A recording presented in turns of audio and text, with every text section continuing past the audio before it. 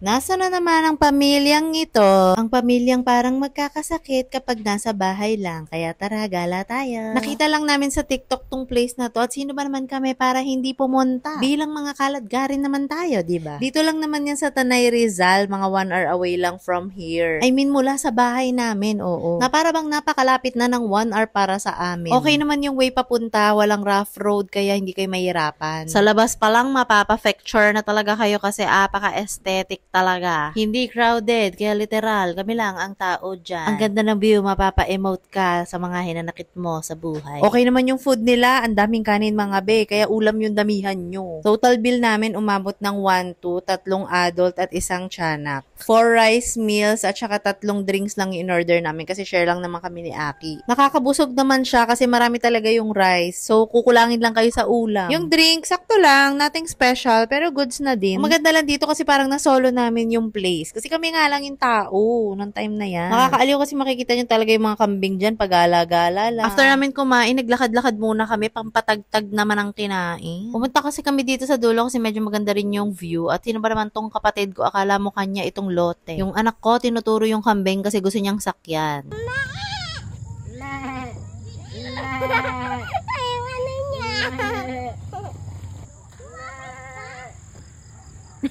Tinuro. Sabi niya, sawa na ako dyan. Puro yan na kinakain ko.